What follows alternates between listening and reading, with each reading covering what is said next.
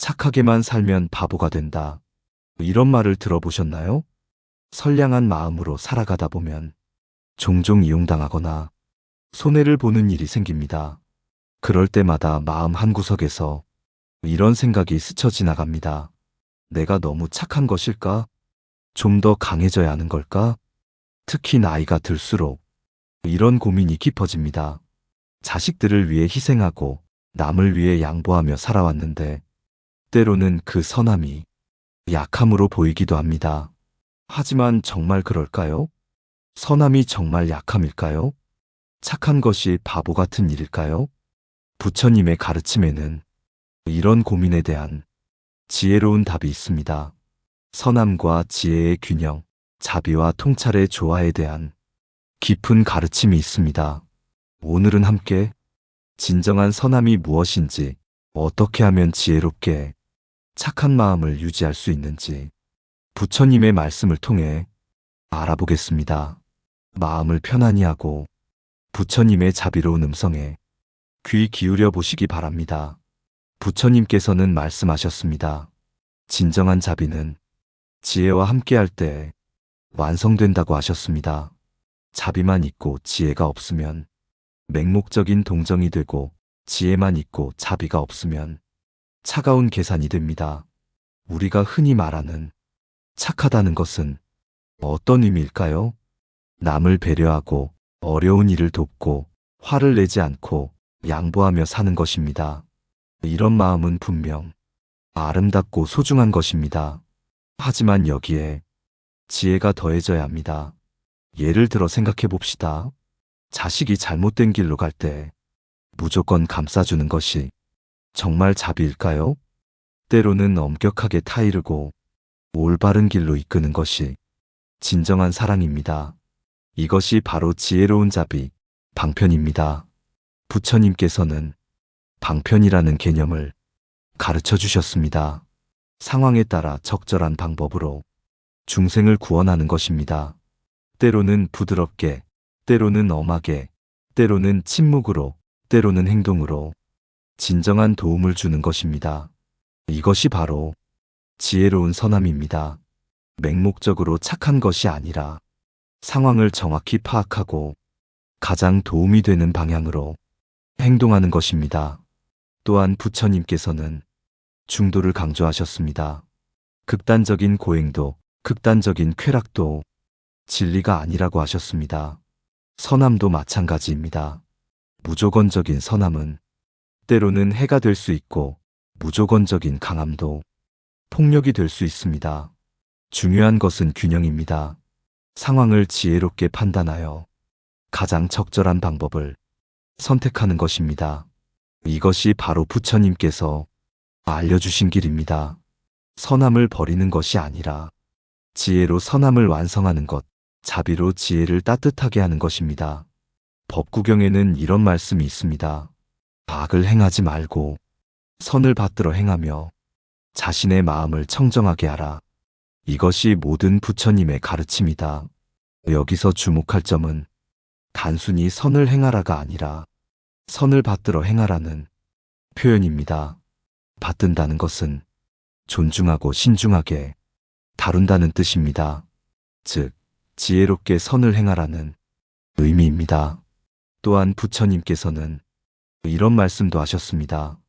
미워하는 자를 미워함으로써는 미움이 그치지 않는다. 사랑함으로써 미움이 그친다.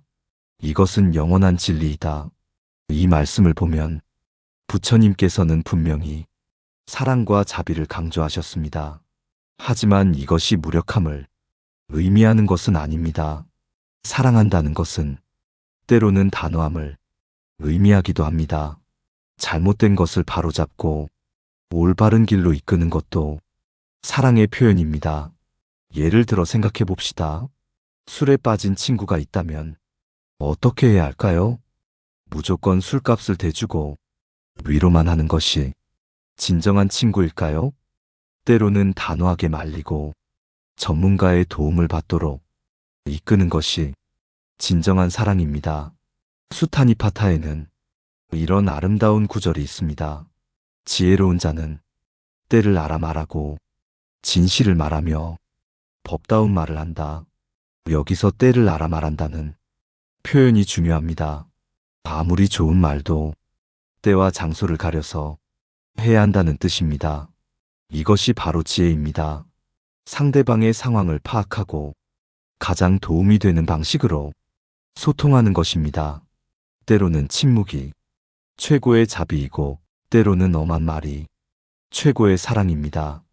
부처님께서도 제자들을 가르치실 때 개인의 성향과 수준에 맞춰 다르게 설법하셨습니다. 어떤 이에게는 부드럽게, 어떤 이에게는 엄하게 말씀하셨습니다. 이것이 바로 진정한 자비, 지혜로운 선함입니다. 맹목적으로 착한 것이 아니라 상황을 정확히 판단하여 가장 도움이 되는 방향으로 행동하는 것입니다.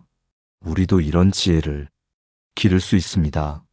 경험을 통해 배우고 부처님의 가르침을 통해 조금씩 성장해 나가면 됩니다.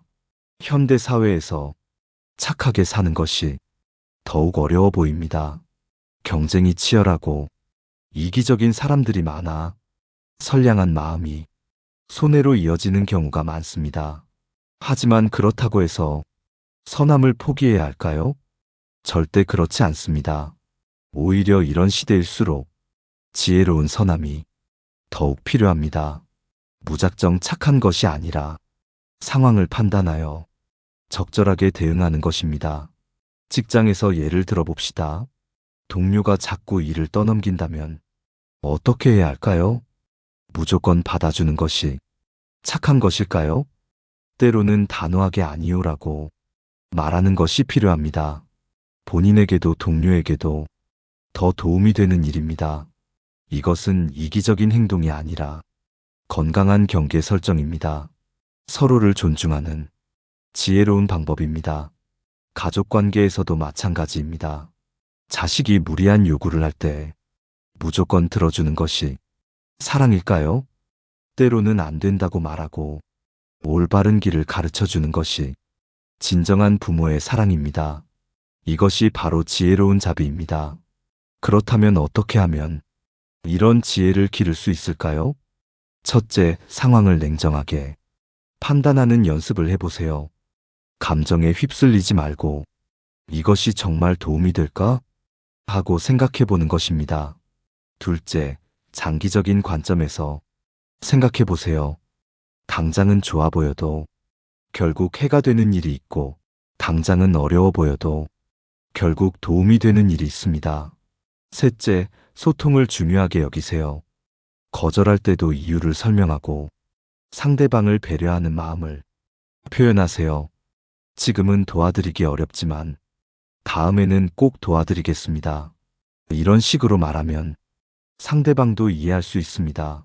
넷째, 자신을 돌보는 것도 중요하다는 것을 기억하세요. 자신이 건강해야 다른 사람도 도울 수 있습니다. 무리하게 희생하다가 지쳐서 아무것도 할 수 없게 되면 누구에게도 도움이 되지 않습니다. 다섯째, 완벽하지 않아도 괜찮다는 마음을 가지세요. 때로는 실수할 수도 있고 적절하지 못한 판단을 할 수도 있습니다. 그럴 때는 반성하고 배우면 됩니다. 실수를 통해서도 지혜는 자라납니다. 결국 중요한 것은 선한 마음을 유지하면서도 지혜롭게 행동하는 것입니다. 이것이 바로 부처님께서 가르쳐 주신 중도의 길입니다. 오늘 우리는 함께 선함과 지혜의 균형에 대해 생각해 보았습니다. 착하게 사는 것이 바보 같은 일이 아니라 오히려 가장 지혜로운 삶의 방식이라는 것을 확인했습니다. 다만 맹목적인 선함이 아니라 지혜로운 선함, 상황을 판단하여 가장 도움이 되는 방향으로 행동하는 선함이 필요합니다. 부처님의 가르침처럼 자비와 지혜를 함께 기르며 중도의 길을 걸어가시기 바랍니다.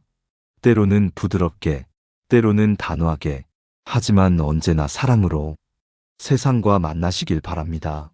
여러분의 선한 마음이 지혜의 빛으로 더욱 밝아져 많은 이들에게 따뜻한 위로와 올바른 길잡이가 되기를 기원합니다. 모든 존재가 행복하고 평안하기를 빕니다. 오늘도 지혜롭고 자비로운 하루 되시기 바랍니다.